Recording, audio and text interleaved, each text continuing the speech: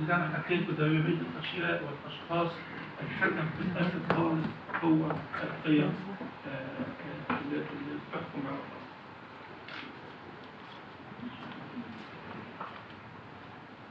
فلذلك أنا سميت ده ساعات بكون محاضرة بسميها رنين الوطن، إن هو اللي سمعه ده ما كانش فيه جرس، لكن اللي سمعه ده رنين بتاع الوطن اللي هو افتقده. والدكتور أحمد الأبيض اللي كان بيتكلم عليه هو بيت الوطن، مش بيت هو ناس اللي راجل عاوز يتلف في مصر. نشوف هنا عشان أوصل اللي أنا عاوزه، الدولة والوطن. فكرتوا بالمدارات اللي أنا قلت أشياء وأشخاص وأفكار ومعاني.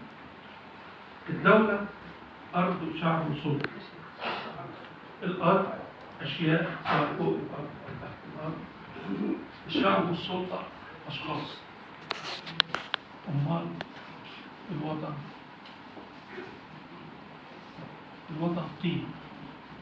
قيمة أي أن الأشخاص بتتغير والأشياء بتتغير، ولكن الوطن ظاهر. إذا اللي أنا عاوز أوصل له أن الوطن قيمة عليا باقية لا تتأثر بالأشخاص ولا الأشياء. مثال الأم بتأكلنا وتربينا وتلبسنا والكلام ده كله، وبنكبر معاهم، وبتيجي فترة أم بتمرض ما بتديناش كل الأمور المادية، ومع هذا بعد ما فقدنا منها كل الأمور المادية وهي مريضة نجري نبوس إيديها ورجليها إذا وافقت. طبعا لا، ما هي لو الأمور أمور مادية خلاص سيبها بقى. إنما اللي بيخلي أعمل الشخص يعمل كده في حال الأم فقدت قدراتها كلها هو قيمة الأمور. وفي نفس الوقت الوطن ليس أشياء مثل ملابس الأم. الوطن ليس صفات شخصية مثل شكل الأم واسم الأم. الوطن قيمة عليا مثل قيمة الأم. إذا الوطن يجب أن نتعامل معه لأنه قيمة عليا، تمام؟ كل شيء آخر بيتغير سواء أشخاص أو أشياء بتتغير، أما الوطن قيمة عليا لا تتغير. فالوطن مثل الأمومة الوطن باقي لا يموت. في الحقيقة زي القيم، قيمة الحب. واحد يفشل في الحب يقول لك مفيش حب. لا، أنت اللي معرفتش تحب. يعني الحب ده قيمة موجود. ناس بتعمل سلام فشلوا في السلام يقول لك مفيش. لا، أنت فشلت في السلام، لكن السلام قيمة عليا موجودة سواء نجحت فيه أو فشلت فيه. التسامح نفس الشيء، قيمة عليا سواء نجحت أو فشلت بيبقى قيمة التسامح ما زال موجود. وكذلك الأسرة، أسر تنجح أسر بتفشل، لكن هذا لا ينفي قيمة الأسرة. وكذلك الوطن. أي اختلافات مهما كانت الاختلافات إلا أن قيمة الوطن مستمرة.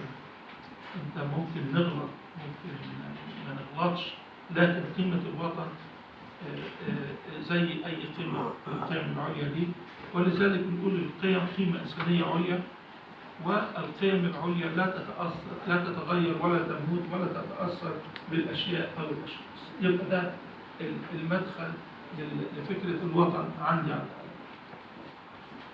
طب ده الوطن. الرومانسية، معلش، رومانسية الوطن هي مختلفة شوية عن الدباديب والورد والكلام طبعا حاجات جميلة، لكن الرومانسية اللي هنتكلم فيها مختلفة شوية.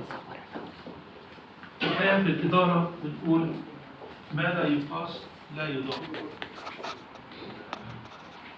أي حاجة في الإدارة لو قلنا القاعة دي تمام هي قاعة صالحة ولا لا، حد يشوف الكراسي بتاع الكلام ده بيدي من 0 ل10 ويقول ديت إيه صالحة أو جيدة أو لا. إذا في الإدارة ما لا يقاس لا يضاف. أما في الرومانسية هي عطاء بلا قياس.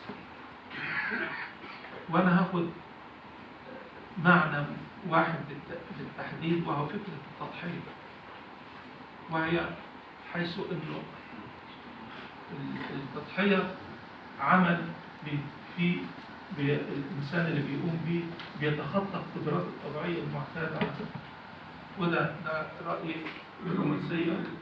وطبعا زي أي حد من حضراتكم أكيد شاف رومانسية الأبوة ورومانسية الأبوة. فالرومانسية هي حالة خاصة جدا من الحب. والحب بين طرفين أخذ وعطاء، تمام؟ لكن في الحقيقة الرومانسية ممكن تكون تضحية من طرف دون انتظار المقابل من الطرف الآخر. مثال، أمي الله يرحمها كان والدي في السبعينات، بداية السبعينات أو آخر الستينات ابتدى يظهر عليه المرض، وهي عندها سكر في أسنانها ابتدت تتأثر. وكان دكتور أسنان، الكلام ده في السبعين، بداية السبعين يعني، دكتور أسنان معرفة، فقال لها لازم تعملي طقس. فقالت له أعمل طقس. ياخد قد إيه في السبعينات؟ قال لها 3-4 شهور. أنا عمري ما شفت أمي تنظر هذه النظرة اللي هي ما بين الشدة والاحتقار. كيف تطلب مني إن أنا أفضل منشغل عن بيتي وجوزي العريان وولادي، تمام؟ وأقعد 4 شهور رايح جاي عليه. فاللي حصل إن الراجل قال لها أنت حرة، وعمل في وقت أقل بكتير، في خلال أسبوعين حاجة بسيطة، عمل الحاجات دي كلها. ففي الحالة دي في الحقيقة قدرات الإنسان الطبيعي ما يتحملش حاجة في هذا الزمن بالمنظر ده لما يعمل قصة تانية عن الأب. الابن كان في التجنيد ورجع بعد يوم طويل في التجنيد، ووقف على باب الأوضة المعتادة. الأب نايم على كنبة بيقرأ لأنه كان مريض جدا، والأم قاعدة جنبه بتساعده في القراية أو تديله يشرب أو حاجة زي كده. الابن مع الإرهاق وقف طبعا يبص، قبل ما يدخل حصل له إغماء. بعد ما فاق لقى نفسه على الكنبة اللي كان قاعد عليها، وعرف بعد كده إنه، لأنه اتشال طبعا، عرف إن أبوه جري لو ما كانش بيقدر يمسك الكوباية، وجري وشال مع الباقي، ساعد في شيل الابن ده طبعا أنا وأبويا الله يرحمه وأمي الله يرحمه. إذا دي في الحقيقة الأمثلة دي وغيرها كتير هي كانت قدرات طبيعية لا تسمح باللي أنا قلته، ولكن هناك عطاء يتخطى كل هذا، وده اللي بنسميه الرومانسية. مثال، حتة القماش دي، مش عارف بكام يعني، حد يقدر من السيدات يقول لنا حتة القماش دي مثلا متر في مترين تساوي كام؟ أغلى ثمن ليها ممكن 200 جنيه. 200 جنيه؟ حد يزيد؟ ده طنبور ده. 1000 جنيه كويس؟ 1000 جنيه كويس. 1000 جنيه كويس. وفي واحد، ودي قطعة قماش يعني شيء، وفي واحد اسمه العباسي، اسم قطعة القماش دي سيئة 1,000,000 حتة وقيمتها لا تزيد عن 1000 جنيه، والعباسي ده أكيد آلاف اسمه كده. السؤال، إذا قطعة القماش دي اتطبع عليها العلم، فما هي قيمتها؟ كبير.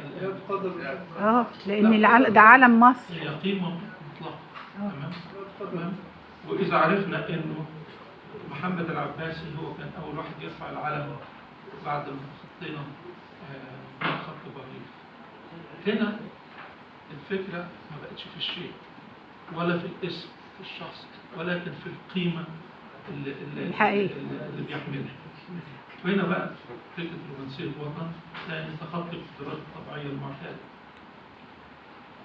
لما تيجي تتكلم على رومانسية وطن، تتكلم على انتصارات أكتوبر، لأن زي ما قلت حالة أكتوبر دي اللي هي شكلت الفكرة بتاعت المحاضرة دي نفسها.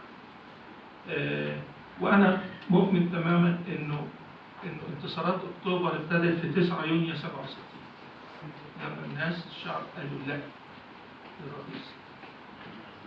هو كان صح غلط، ولكن كان هناك حالة من التناغم اللي بتقول مصر.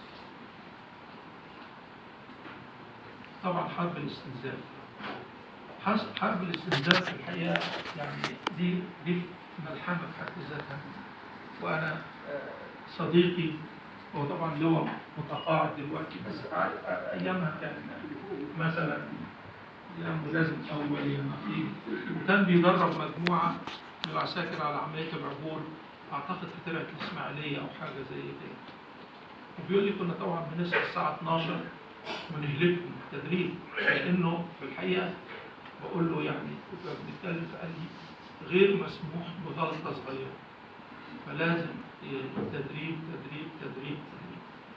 فبيقول لي بيجوا كده على يعني على الظهر ولا حاجة، تبتدي قوتهم تنهار شوية.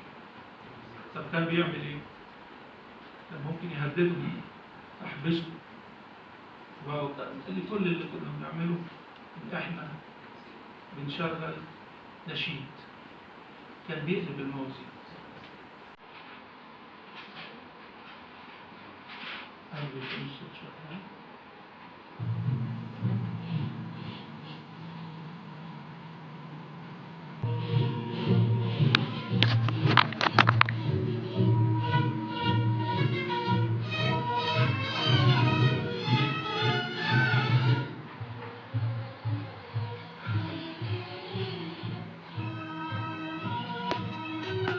كانوا بيغنوه.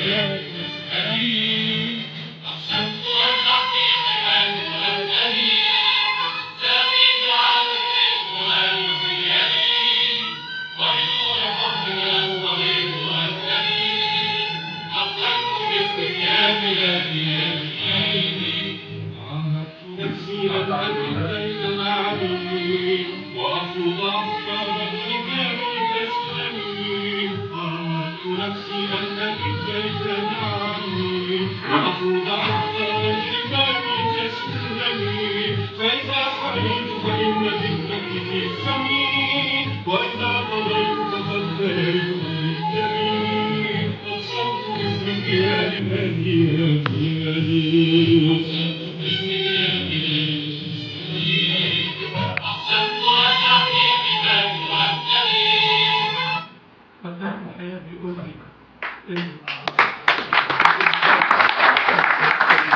الحالة بتتغير تماما، الناس إنها لسه صعبة. فهنا في الحقيقة لا حد ضربهم ولا حد هددهم، ولكن هو شعور داخلي بقيمة الوطن. طبعا حالة أكتوبر، أنا هرجع أسميها دي حالة أكتوبر، هي تخطيط متقن وخداع استراتيجي أذهل العالم. باختصار حالة أكتوبر أو بسميها رومانسية وطن. طبعا أنا ما عنديش المعلومات ولا القدرة أن أنا أتكلم على إنجازات القوات المسلحة، ولكن أنا هتكلم على حالات من الشعب في الفترة دي. تمام؟ إيه اللي حصل؟ يعني قصص صغيرة جدا. هتكلم على نادي الترسانة ونادي الجزيرة، وهتكلم على عم صابر الأهوجي والكمساري السعيد وعم حسين البقال وعلي ودكتور مصطفى. نادي الترسانة ونادي الجزيرة، احنا كنا شباب نلعب كورة ونقف والكلام ده.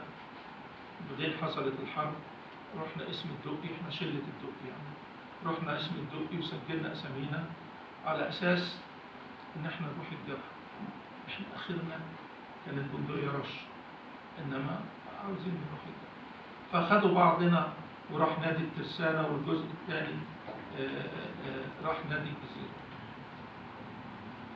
نادي الترسانة أنا كنت في مجموعة نادي الترسانة، علمونا على بندقية اسمها بندقية حكيم اللي هو عارفها طبعا. ونادي الجزيرة اتدربوا على مدفع بورسعيد.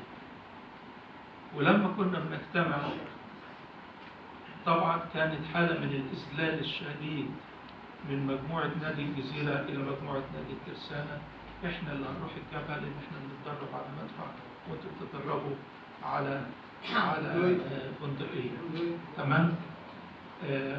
لا ده هيروح وده هيروح، لكن ده أقصد الاتيتيود المشاعر هناك. عم صبري الأواجد ده كان تحت بيت واحد صاحبنا، وكان طبعا عادته سواء في رمضان أو غير رمضان كان يجي كده قبل السهرات بالليل يروح راشش مية قهوة بالشارع يمكن بالشوارع المحيطة علشان يعني يطر الجو علشان الناس لما تيجي. وفجأة بطل يرش. طبعا ده قهوجي مع احترامي تماما لأي مهنة، إلا إنه غير متعلم وهو ده أكل عيشه. تمام؟ فسألوا صاحبي أنت بطلت ترش ليه؟ قال له عشان الحر. نقطة من أول السطر. هذا الراجل يعني كان بجواه زي أي حد تاني، يعني مشاعر زي أي حد تاني. الكمثال السعيد حضراتكم طبعا يمكن بعضنا طبعا مش كلكم، الأتوبيسات كنا بنركب أتوبيس درجة أولى بقرشين ودرجة ثانية بقرش، صورة من التذكرة. وكان في الحقيقة هناك دايما مباراة ما بين الكمثري وبعض الناس اللي بيهربوا منه علشان ما يدفعوش القرش والقرشين. في هذه الفترة الكمثري كان بيقعد جنب السواق والناس تروح له يسيب القرش أو القرشين، وإذا ما كانش موجود بتسيبهم مع السواق. تغير جذري. تمام؟ عم حسين البقال البخيل ده في المنطقة بتاعتنا كنا احنا الشلة دايما نروح عنده نشرب حاجة ساقعة ولا حاجة، وكان دايما ما يسيبناش إلا ويزعق لنا ويقول لنا هقول لأبوك وأمك، عشان احنا طبعا بندخل والأرض بتتوسخ والكلام ده.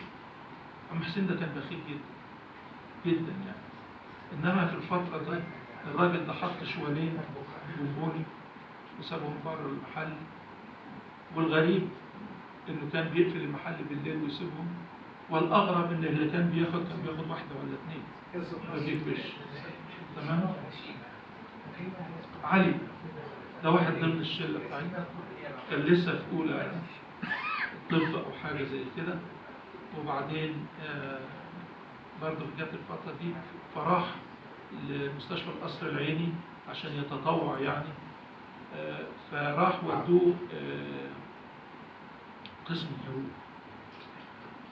وأنا فاكر أول يوم ده دايما كنا بنجتمع بالليل عندنا في البيت عندنا تحت كده، وفجأة جه ساكت فجأة جاله حالة هستيرية صريخ.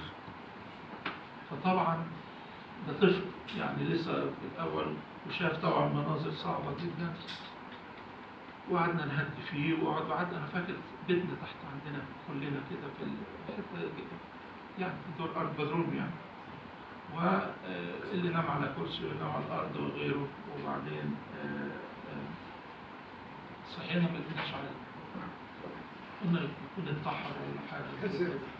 المهم لما رجع في آخر اليوم قلنا فين؟ قال إنه رجع اسم الحروب مرة ثانية، يعني على كل الأهوال اللي شافها دي ولكنه رجع مرة ثانية.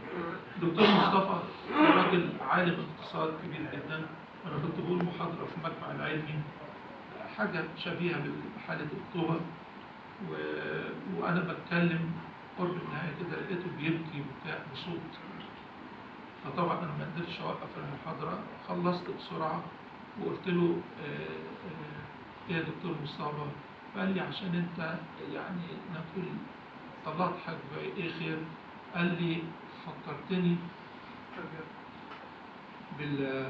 إن أنا كنت في أثناء الحرب في الصحراء، وكان هو كان يعني مجند، مش ومعاه المجموعة بتاعته العساكر والكلام ده، وقعدوا قالوا تعالوا نكتب الوصية، كل واحد يكتب الوصية بتاعته، اللي هيعيش ياخد وصية الميت ويوصلها لتحت. تمام؟ طب يا عم يا دكتور ايه اللي حصل؟ قال لي قعدنا نص ساعة وفي الآخر كتبنا وصية واحدة بس، اللي هي اللي يموت يدفن بلبسه وبسلاحه. دي كانت الوصية. تمام؟ ولذلك لما بدأتوا التنقيب في الصحراء بيلاقوا ساعات ناس بالسلاح والأفرول بتاعهم.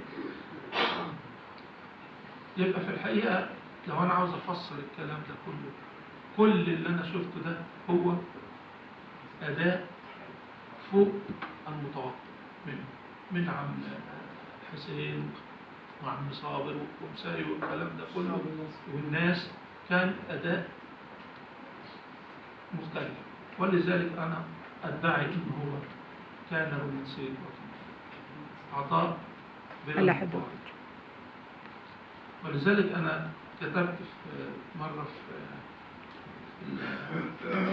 قلت في ذكرى حالة أكتوبر كما أحب أطلق عليها في محاضراتي بغض النظر عن توقيت المحاضرة أي وقت طوال العام، هي حالة قوامها الالتفاف الوطني، هي حالة اندمجت فيها كل مؤسسات الدولة من أجل استرداد الكرامة الوطنية، هي حالة فيها تضحيات فردية مسهلة ولكن فيها تخطيط جمعي استراتيجي مبهر على مستوى الدولة شعب وسلطة، هي حالة شارك فيها الجميع وتوجت بفضل الله بانتصار عسكري فريد، هي حالة امتدت 6 سنوات تقبل فيها الجميع كل صنوف المصاعب، هي حالة إذا ما أمكن إعادة إنتاجها يمكن خوض حروب أخرى اقتصادية واجتماعية وثقافية نحن في أشد الحاجة للانتصار فيها. باختصار هي حالة وطن تستحق التضحية من الجميع. ولهذا أنا سميت حالة أكتوبر على بعضها 6 سنين ما هياش بقى الانتصار، بس الانتصار ده نتيجة ونتيجة طبيعية. تمام؟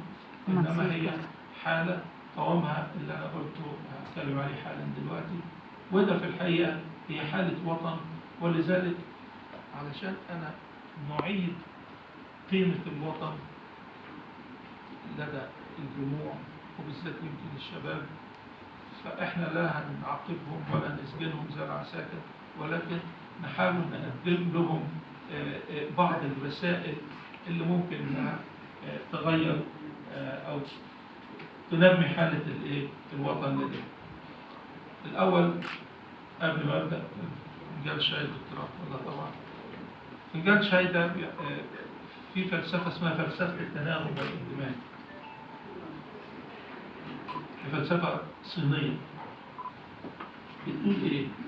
بتقول إن في عناصر متنوعة وتبدو متناقضة ويمكن أن تندمج أي تتكامل لتكوين وحدة أو كتلة واحدة أكثر تأثير.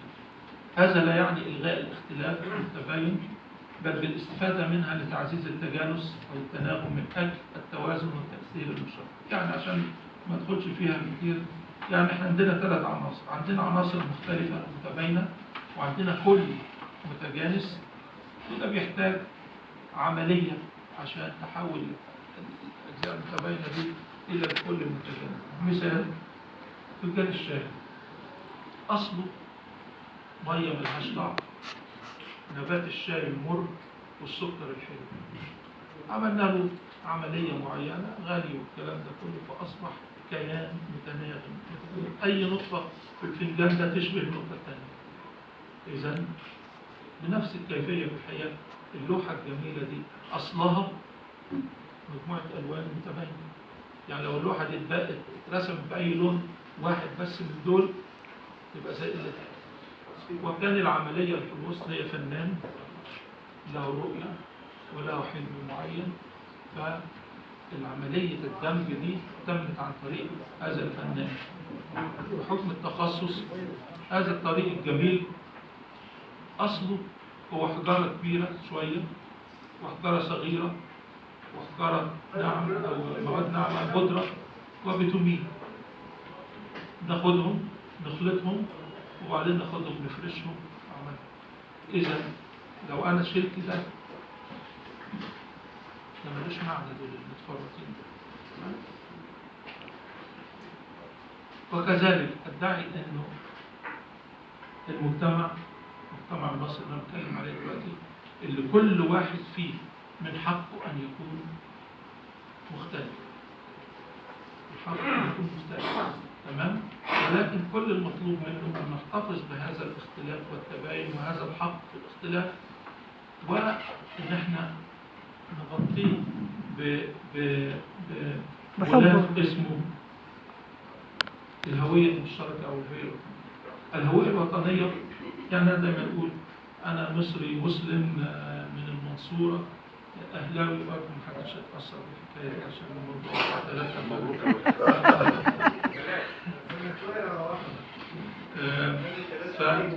إذا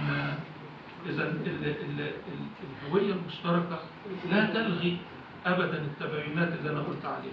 طب هنعمل الكلام ده إزاي؟